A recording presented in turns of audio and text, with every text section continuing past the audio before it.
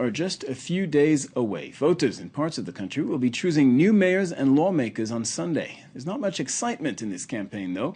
There's huge defiance towards the political class. Corruption scandals abound, and reports of politicians abusing their power are going viral on the internet and on social networks. This report by Laurence Cuvillier, Mathieu Comin, and Johan Grillo. Parts of Mexico go to the polls this weekend, yet the political classes have rarely been so out of favour with voters. It started in this chic Mexico City restaurant in April. The daughter of the head of the Consumer Protection Institute wanted a terrace table, but all were occupied. Furious, she told staff who she was.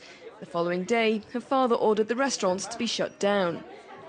But the bistro had a flawless reputation, and Mexican internet users took to social networks to publicise and criticise the move. I think people realized we were forced to close for completely arbitrary reasons. I haven't had time to read all the support messages on social networks. There were millions. Under pressure, the young woman's father publicly apologised and resigned.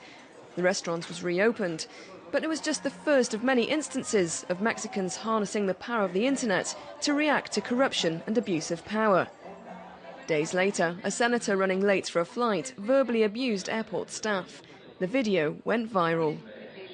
If a governor, a senator or mayor comes, you let them board the plane. I am your representative in the highest form in the country. Look, she's putting herself on an equal footing with the senator. She treated me like her equal.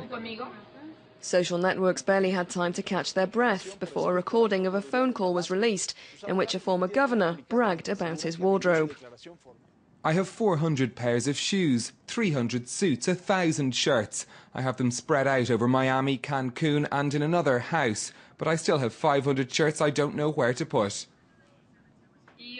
The delayed senator was forced to explain herself at a press conference, while the 1,000-shirted governor is facing trial, accused of misappropriating more than 110 million euros.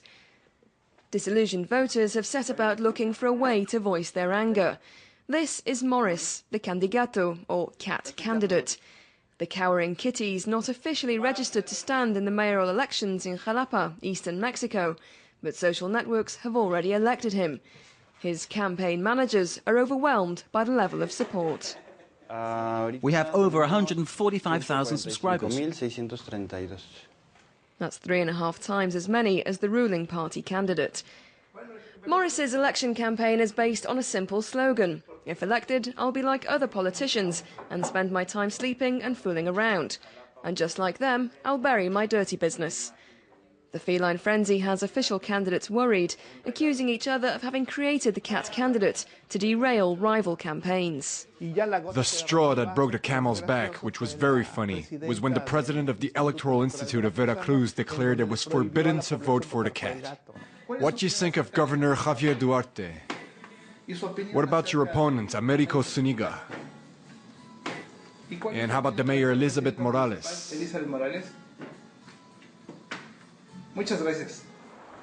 Morris's election trail has not cost a penny, in contrast to the real candidates. They've been criticised for funding expensive campaigns with public money. It's another reason why Mexicans are voting with their paws. Morris's success is a sign of voter fatigue. Citizens require public servants to be honest, humble and respectful of public money. It belongs to everybody. How